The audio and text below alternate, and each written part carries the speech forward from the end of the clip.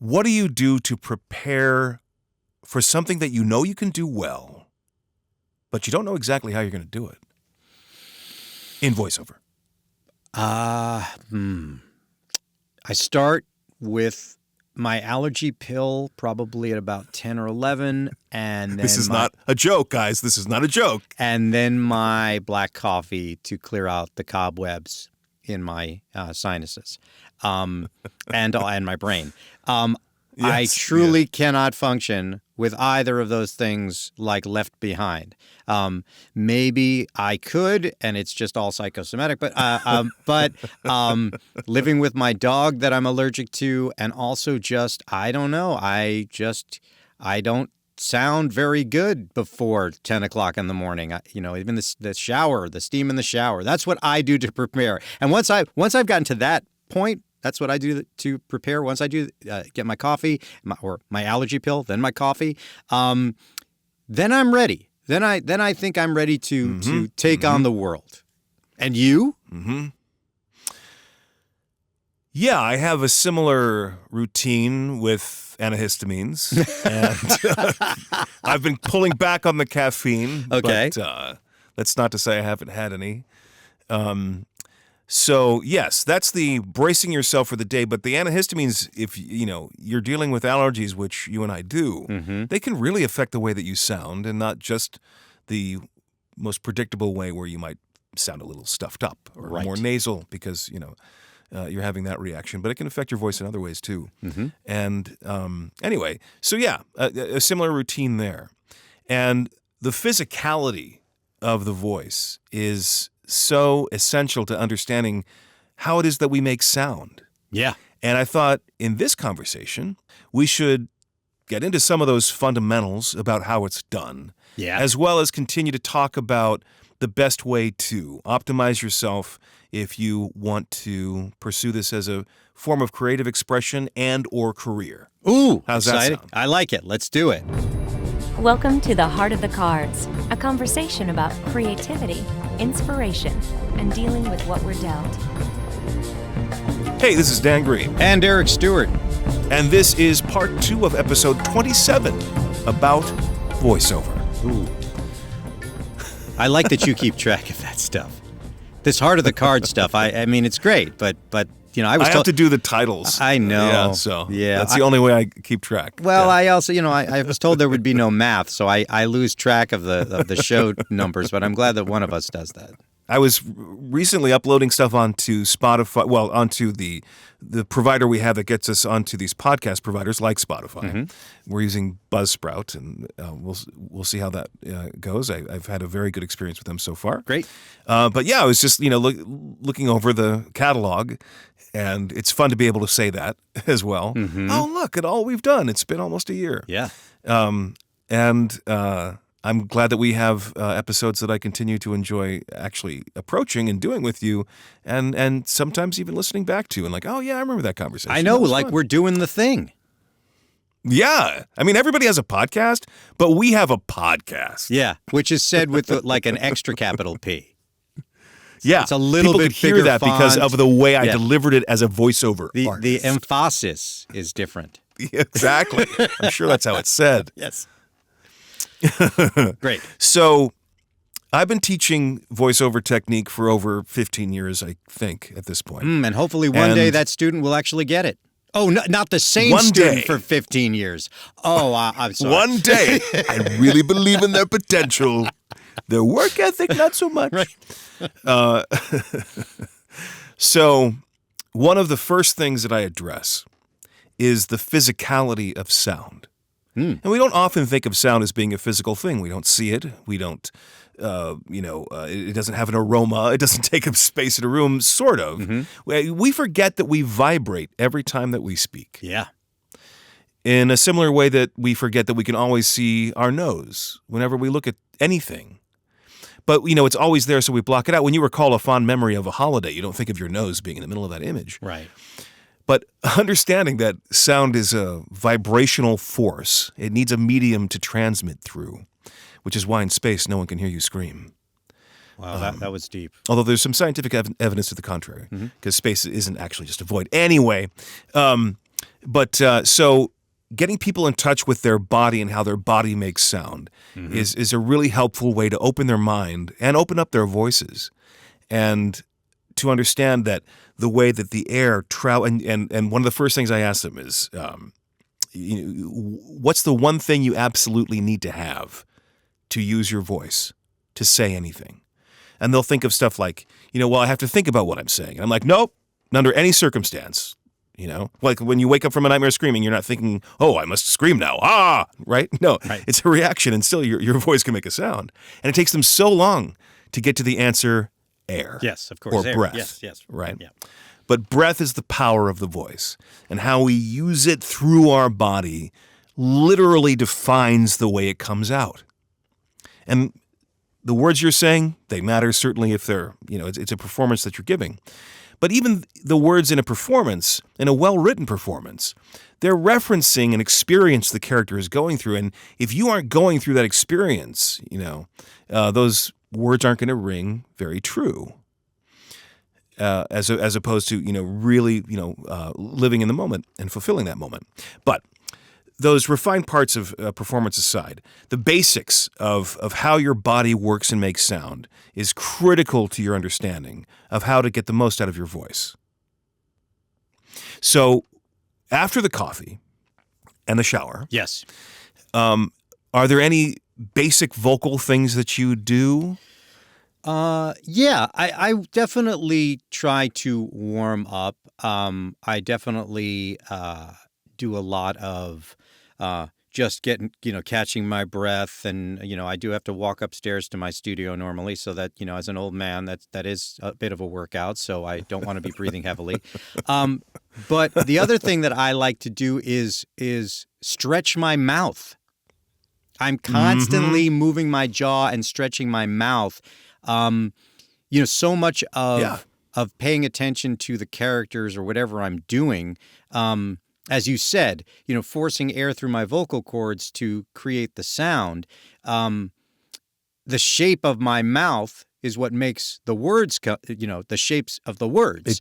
It defines the sound. Yes. Yeah. And the same thing is if a character has a lisp, or a character, the shape of their mouth can also affect that character. My Christian Bale, I do. I definitely put. I use the slushy S, and I put my lips in a certain shape because the sound is coming through it.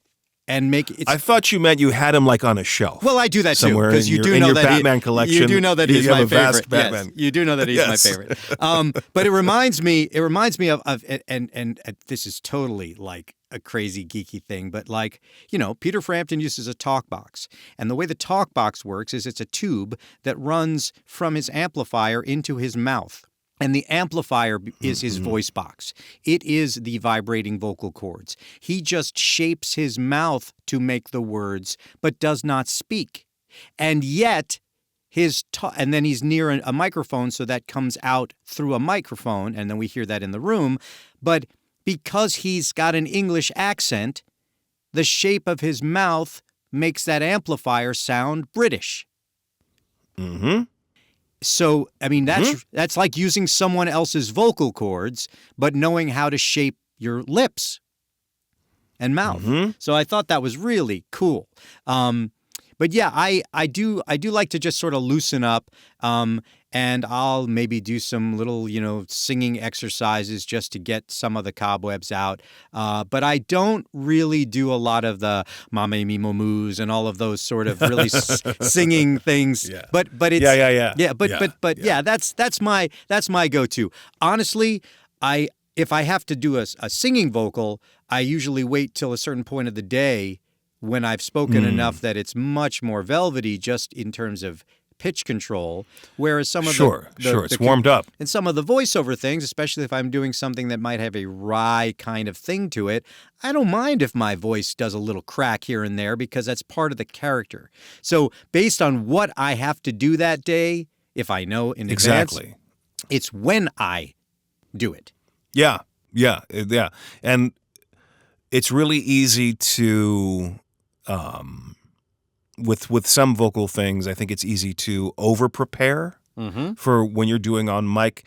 But definitely there are characters where I've had to warm up and dig deep into my theater training and do all the articulation exercises and well, especially if you're doing like quick legal copy. It's good to have some tongue twisters to whip through just to get yourself limber. Right. But if the character I'm portraying is not supposed to sound like a voiceover professional. Yep. Right. With a well-supported voice that is always on mic and everything is enunciated very clearly, right? Then I need to let that stuff go. And sometimes I'll get an audition and I'll just record it first thing in the morning when they're looking for the average guy. Right. So, and I've booked some of those. I'm like, I'm going to keep doing that. That's a good trick. And when they want to book you, you're like, yeah, it's got to be before 11, right? yeah, exactly. Well, I have to sleep in the studio and roll out of bed. But you have such a distinct voice, like your normal speaking voice is you. Like you sound like you. Right, so you're not. The Pharaoh might be an exaggeration. Oh, you mean like naturally I have a voice that is a bit bigger and yes, you have a presence. Yeah, your natural voice is, I'm sure, throughout your life after you've maybe ordered dinner somewhere or whatever, been on the phone with someone has probably said, you've got a great voice for voiceovers, right? But yes, so I could see having to find a way to, it's not dumb it down, but make it not so polished. Sure, because you just that. Well, and I struggled with that because I had done a lot of theater and that was just sort of ingrained.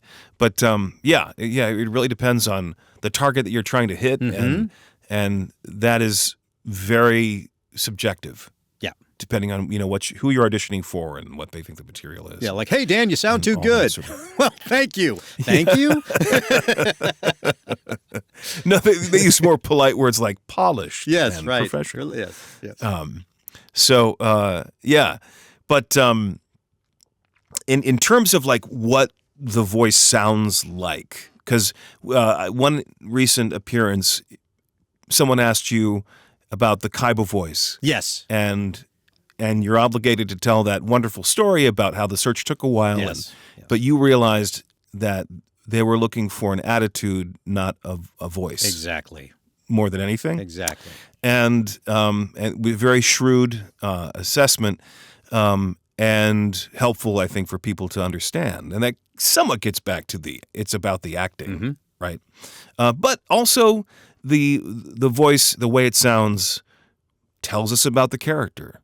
We get a certain literal vibration from it. Yes. So one of the things I teach is how to break the voice down into 7 distinctive parts, dials that you can turn up and down that anybody can do to make their voice skew one way or another. Like and a combination of these things will give you different results. And I think it's really helpful for people who are new to this understanding that it feels like magic, but it's achieved through skills. And understanding how to use your voice, you're expected to understand those skills.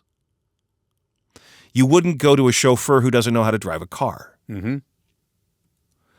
So, and you use some of this. There's some terminology in the biz, right, that is ubiquitous, like gravelly, right? Or scratchy. Yep. Right? We hear, or smooth, or sharp, right? Or nasally, right? So, and these are all, particular elements that can be dialed into a characterization that are really useful. And do you ever think about that? I mean, because you have that clarity of thought and you have that clarity of hearing, being able to understand distinctive elements within a voice. Do you think of it in those terms, or do you think of it just sort of more broadly? No, I do think of it in that terms, and the phrase that I use, and I'm just remembering every time I do a Q&A panel with our dear friend Rachel Lillis, who does so many different amazing things, but one of the characters she's so funny is Jigglypuff. And I will turn to her at every Q&A and say, I just don't know where you place that voice. So I say where I place the voice. So one of the things that I'm quite proud of is that most kids who grew up watching Pokemon had no idea the same actor was James from Team Rocket and Brock. Right. And the reason is not because I'm the master of 1,000 voices. It's because I looked at those two characters and the way I approached them and decided where to place my voice. So Brock being up in the note. Let Pete now define place for the audience. So where I am actually, is it up in my head? Is it, it's up in my nose, right? It's not in my chest. And so I imagine the actual sound coming through my from the top of my mouth to below my eyes. That's where Brock's entire range lives. Now, if physically and scientifically that's not really where the sound is coming from, the way I approach it as an actor is I'm placing it there. That's where it's going to live. Yeah, it's never going to. That's the way you think of it. I think of it as placement. And then with James, it's all in my chest. I rarely use anything that's up in my nose. Now, in my normal speaking voice, I have a buzzy nasal quality to it that is part of my sound. My voice might be lower register than Brock, but the buzz is there, as I call it. But it is not. It is in the same register as James. I have a lower voice, but it has the buzzy top end. That's Brock. So I'm basically taking my normal voice and making a choice of which part to accentuate and which part to just cut off for each move. It's like, think of it as like two different floors. Upstairs is where Brock lives, and downstairs is where James lives. And that's how and even though James does his funny little laugh and he goes into falsetto, which for those of you who have done that or have ever listened to the Bee Gees sing, know that is a voice placed so high up in your head. It sounds like I could be a woman, right? It's a higher register. So it's all about placement for me, and that's how I've approached every character I've ever played. When I look at a script and I look at the drawing of the character, if they provided that, and I'm saying, okay, is this a bigger person? Are there jowls or flopping around? It's like, is there something? Is there a lot of weight here? So I've got it. Is it a bigger booming voice? That's the way you think of it. Yeah. So that's how I approach it. It's all about the phrase I use is placement. Where do you place your voice? So yeah. And the higher range and the lower range is so fundamental. Yes. I mean, I guess I don't know. I mean, do you think you could do a higher voice if you do it in your chest? I don't know if I can. I never advise people upside to. down. And certainly, one of the biggest differences between Yugi and the Tem or Yami Yugi or the Pharaoh, whoever you want. Right. Yeah, so many names. But yeah, I mean, that's what I'm doing as well. Yes. And that breath placement is essential, and people don't realize that you can physically channel the breath in your body. Mm-hmm. But that's another reason why I call it call their attention to it being a physical thing. And in the 7 distinctive aspects that I mentioned before, I start with pitch, which gets into the conversation of breath placement, right? And then go into texture and diction and nasality, a few other things, tempo, speed, volume. But these are all things that are very basic ways of describing the unique aspects of a voice. How do you teach someone to move their voice the way we do? Well, I try to break down, the essential elements that I just defined. Right. But I also clarify, when you're approaching a character, it's not like you're going to start with this mechanistic, I'm going to use 5 degrees of this sort of texture and then sprinkle It's funny in that you intermittently. chose a character to describe that. Yes. A very nasal, anal sounding character. which was that's a go-to. I was. Yeah. Oh, and also I talk about how many notes a character uses, and that was a very flat, right? Mm-hmm. Delivery. I like that too. Anyway, I like that. Right. How many notes does a character use? And I describe all of these aspects as being on a continuum, right? We have the extremes and we have the in-between, and the in-between is a valid place to be too, but you just want to be sure about the choices that you're making, And, once you get sort of through the inspirational idea of the character, because you can't help but have a response to the idea of a character, even if you don't like the idea. Mm-hmm. And a voice is going to come to mind. And the example I often use is that these are ways to refine your choices and also understand your choices, because as a professional, you need to understand that making choices is the basic part of being a professional, right? Mm-hmm. So the example I give is, let's say I'm doing a character that, like, let's say the acting is not the issue, because this is just about the vocal skill, right? The vocal sure. interpretation. So let's say the acting is fine, and I'm portraying a character that's supposed to be a menacing character, mm-hmm. and I've done what I would usually do. I've lowered my pitch a little bit, and maybe I've put on a little texture. Yeah, okay. I wouldn't tuck my kids, in bed at night using that voice, but I'm not satisfied. It's not menacing enough. Right. And so then I think about all of these different 7 distinctive aspects, and I realize, I hadn't even thought of what I might do with my pace, my rhythm, my speed. Mm-hmm. Okay, what if I slowed the character down a little bit? Mm-hmm. Yeah, that's good. I feel like I'm taking up more space. Makes me sound more confident. Oh, and I also realized I'm not talking very loudly, mm-hmm. and I'm not using very many notes. So those are 2 other things, right? Or 3 things in total, right? So I talk more slowly, don't talk too loudly, don't use too many notes. That's all helping contribute to this idea of menace, but I'm still unsatisfied because I'm an insecure actor, kind of a redundant term. And so I think, what's another thing I can do to make this character sound more menacing? And then I think, I hadn't even thought of what I might do with my diction. I know. What if the character said everything through clenched teeth, mm-hmm. as though he's barely keeping his temper at all times? Now, would you say that sounds more menacing than where I started? Yes, of course. Of course. I was so afraid I almost left the booth. And that is not acting. Right.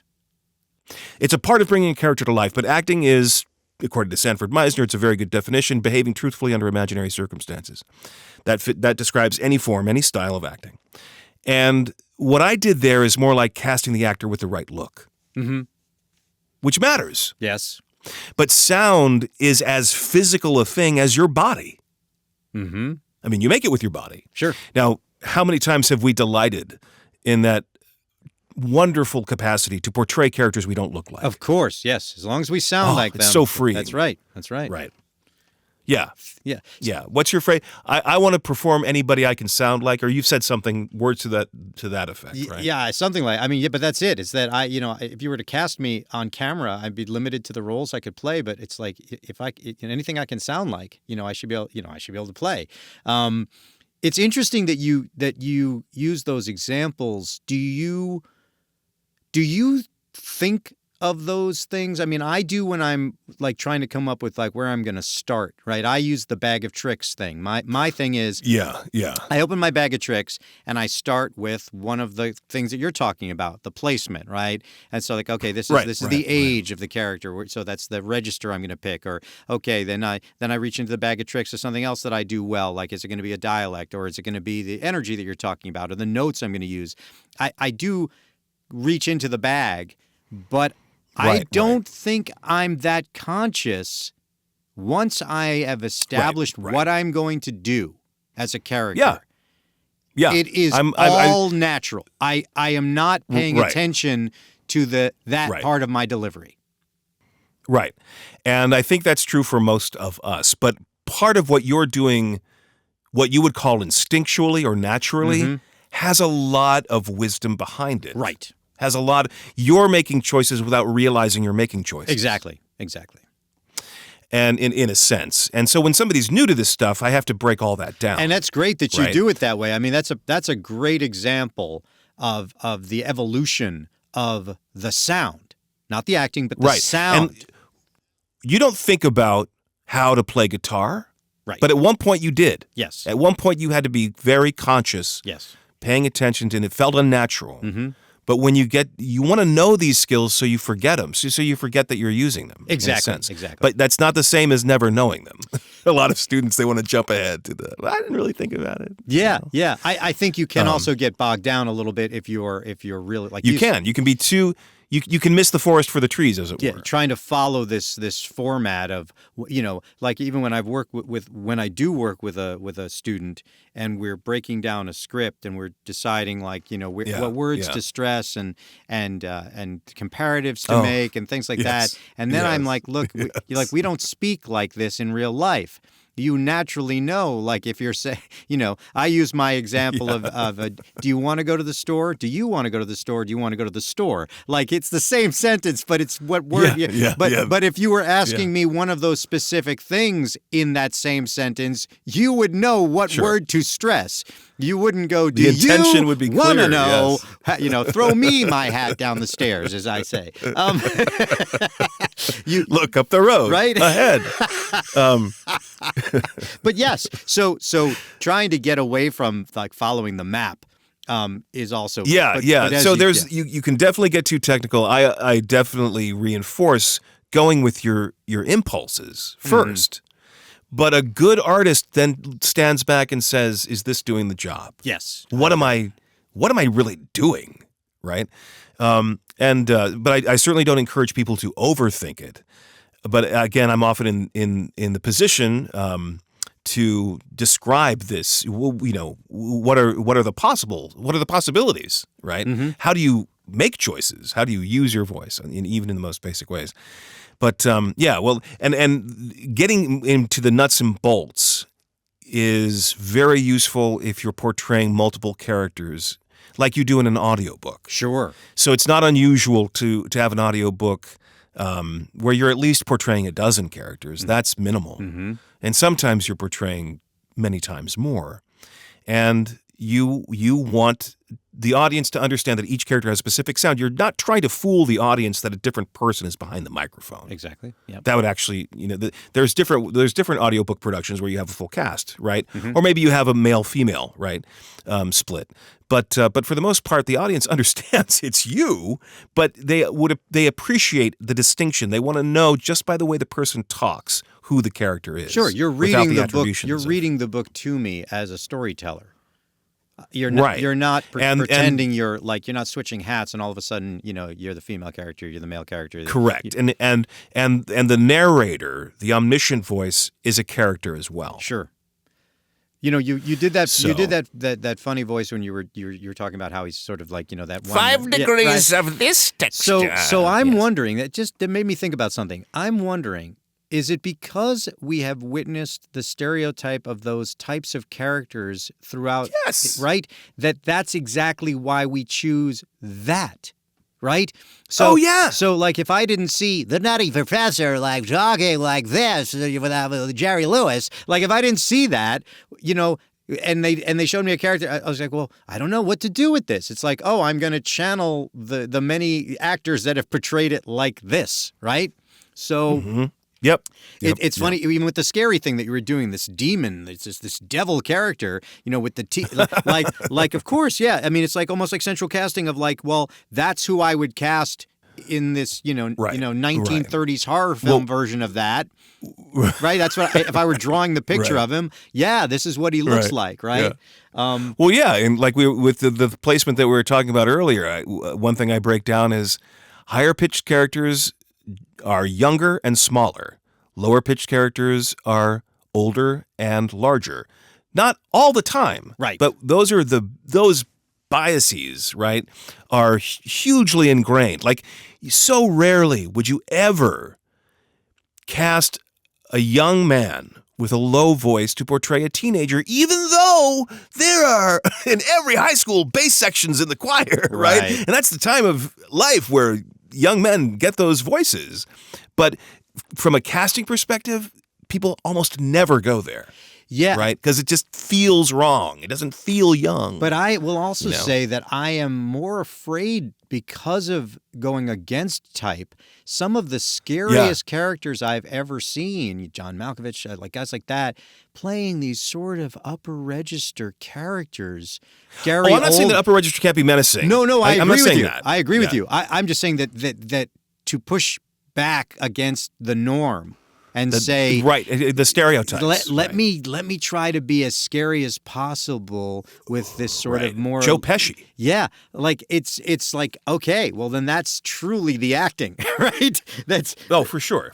And one thing I really liked about Crossing the Gods is that the voices felt appropriate to the character, as well as feeling completely natural. Yes, I agree. And even though we were each doing subtly different things with our voice, right?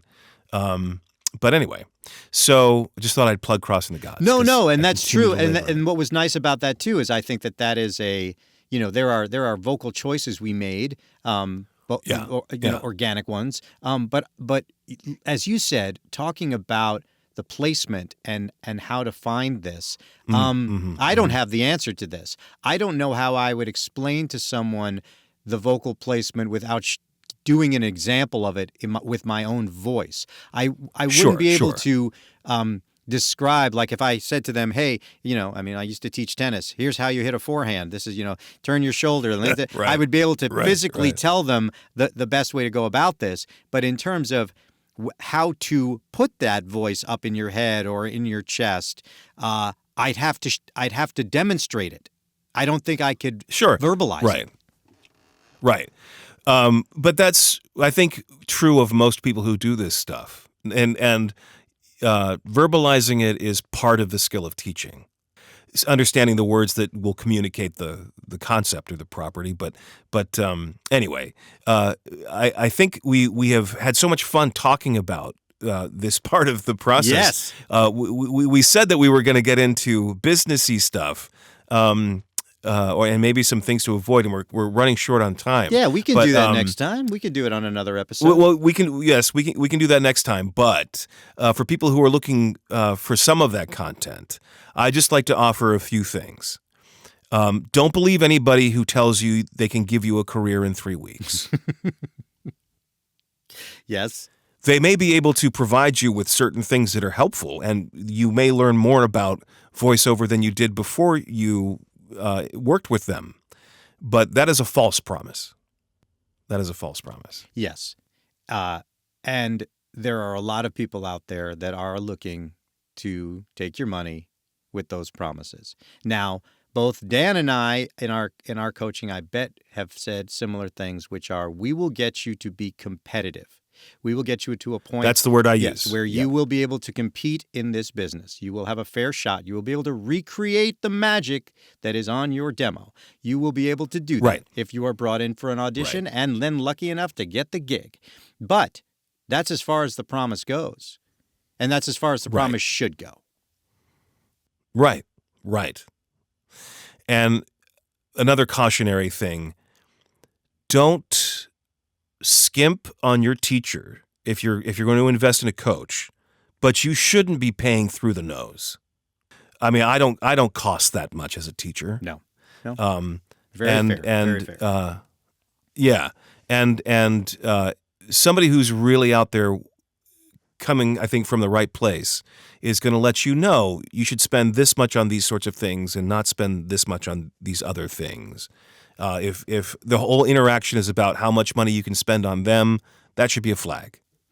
Yes. And I'll also add this.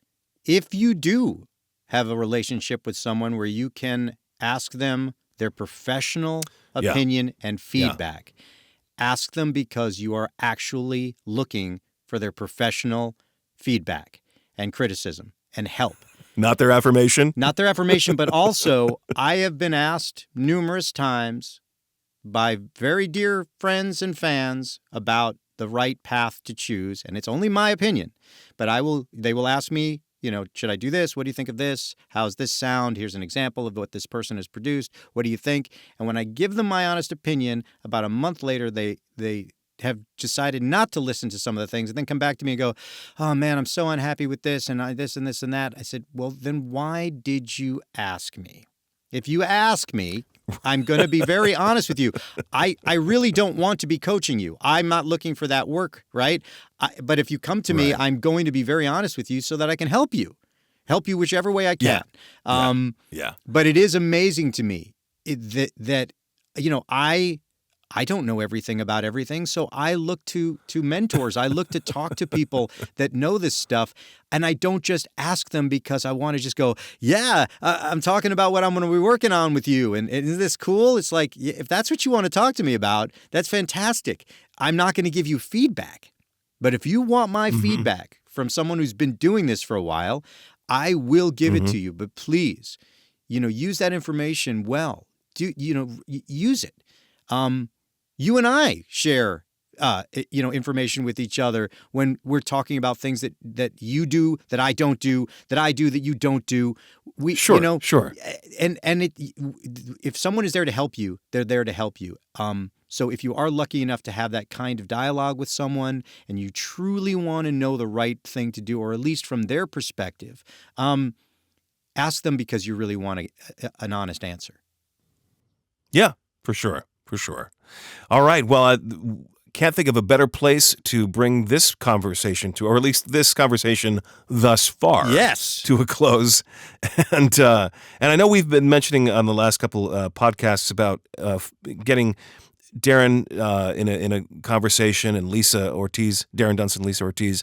We still intend to do that. We've just had unpredictable schedules and demands, but we promise that is on our list. Yes. And we very much look forward to talking to them, as well as some other people that we, like Chris Collet. People have been asking for him to come on, and I would love to reconnect with him.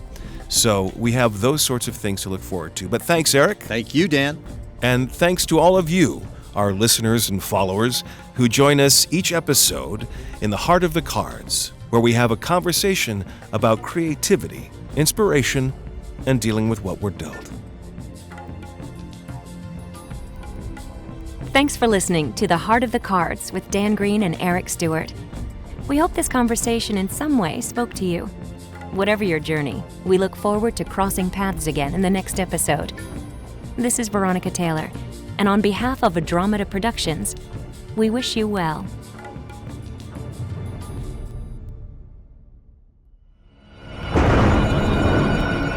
Andromeda, always a sound choice.